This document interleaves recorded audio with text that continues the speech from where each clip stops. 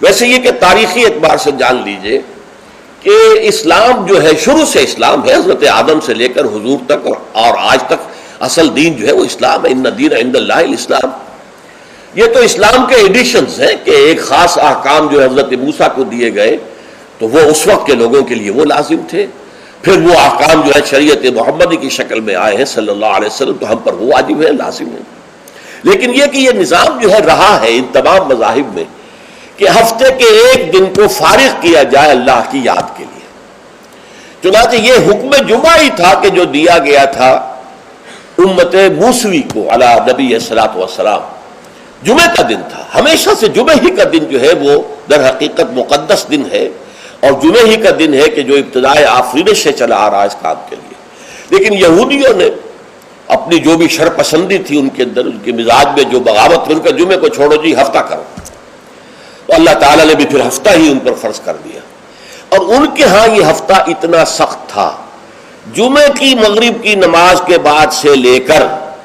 اگلے ہفتے کی مغرب تک 24 گھنٹے کوئی کاروبار دنیاوی مطلقاً حرام تھا۔ آج بھی امریکہ کے اندر جو لوگ رہتے ہیں جو کہ پریکٹسنگ جیوز ہیں، جن کے وہ لمبے لمبے بال ہوتے ہیں، ادھر زلفیں ہوتی ہیں، اور انہوں نے لمبے لمبے کوٹ سے رنگ کے پہنے ہوتے ہیں، اور فیلٹ ہیٹ ہوتا ہے ان کا خاص طرز کا سیاہ رنگ کا، یہ جو پریکٹسنگ یہودی ہیں، آرتھوڈاکس یہودی ان کو کہتے ہیں، یہ جمعے کی شام سے اپنے ٹیلی فون کنیکشن بند کر دیتے ہیں، کوئی گفتگو نہیں، ان کے تمام دفاتر بند، گھروں پر بھی کوئی ٹیلی فون نہیں دیں گے، وہ سب بند، اور اس کے بعد ان کا پورا دن گزرتا ہے۔ لیکن وہاں فرق یہ ہے کہ وہاں کوئی جماعت کا اہتمام نہیں تھا، اپنے اپنے طور پر اللہ کو یاد کرو، تورات پڑھتے رہو، جو بھی ان کی ہر شکل تھی نماز کی اس میں وقت گزارو، دنیاوی کاروبار جو ہے وہ کوئی نہیں ہوگا۔ اس کے بعد عیسائیوں کا معاملہ آیا، انہوں نے بھی انہوں نے ایک اور آگے قدم بڑھایا، اور ہفتے کو ترک کر کے اپنے آپ کو یہود سے ممیز کرنے کے لیے اتوار قرار دے لیا۔ اتوار کی صبح کو ان کا ایک خاص عبادت کا دن ہے، اور اس میں واقعہ یہ ہے کہ جو بھی کوئی پریکٹسنگ یا کوئی تھوڑا بہت مذہبی مزاج رکھنے والے عیسائی ہیں، وہ اتوار کے روز نہا دھو کر کپڑے بدل کر اچھے انداز میں اپنی فیملیز کے ساتھ بچوں کو ساتھ لے کر وہ چرچ جاتے ہیں، وہاں ان کی جو بھی نماز ہے وہ نماز پڑھتے ہیں، ان کا جو بھی پادری ہے وہ خطبہ دیتا ہے، سربند ہوتا ہے، تو یہ ان کے لیے اتوار کا دن تھا۔ اس کے بعد جب یہ دونوں تہذیبیں جمع ہو گئی، یہودی جو ہے انہوں نے گویا کہ غلبہ حاصل کر لیا عیسائیوں پر، تو اب انہوں نے ویکینڈ کر لیا، سیٹرڈے اور سنڈے بوتھ، تاکہ دونوں کے دونوں کور ہو جائیں، یہودیوں کا معاملہ بھی آ گیا، عیسائیوں کا بھی آ گیا۔ حضور صلی اللہ علیہ وسلم کی امت کے لیے دو کام کیے گئے، ایک تو گویا کہ منفی ہوگا، ایک مثبت ہوگا۔ منفی کام یہ کہ پورے دن جمعے کے کاروبار کو حرام نہیں کیا گیا،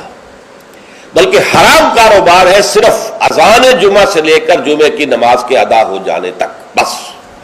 اس دوران میں کاروبار دنیاوی مطلقاً حرام، کوئی کاروبار، آپ جائز سے جائز کاروبار کر رہے ہیں، صحیح سے صحیح کاروبار کر رہے ہیں، لیکن وہ بھی حرام ہے اس وقت اگر آپ نے کیا ہے جبکہ جمعے کی اذان ہو چکی ہے اور جبکہ نماز ابھی ادا ہو رہی ہے، اس دوران حرام۔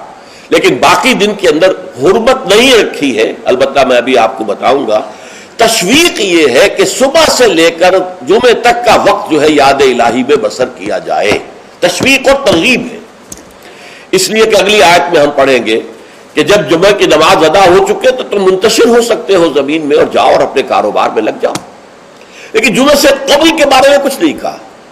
نہ تو یہ کہا کہ کاروبار نہیں کر سکتے، نہ یہ کہا کہ کرو جاؤ تمہیں اجازت ہے، نہیں،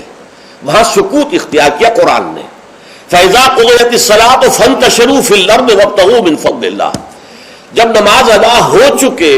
تو تم زمین میں منتشر ہو سکتے ہو۔ یہاں پر بھی اگرچہ وجوب کا لفظ آیا ہے کہ فَانتَشِرُوا، منتشر ہو جاؤ، لیکن یہاں جو ہے مانا ہے تمام علماء نے کہ یہ وجوب جو ہے یہ کسی شے کی فرضیت کے لیے نہیں ہے کہ لازماً جمعے کے بعد منتشر ہو جانا ضروری ہے، بلکہ استحباب ہے، جا سکتے ہو، اجازت ہے، مباح ہے۔ کاروبار کی حرمت کا معاملہ ختم ہو گیا جیسے ہی جمعے کی نماز ادا ہو چکی، اب آپ جائیں، اپنے دفتر میں جائیں، اپنے کاروبار میں جائیں، اپنی دکان پر جائیں، کوئی اعتراض نہیں۔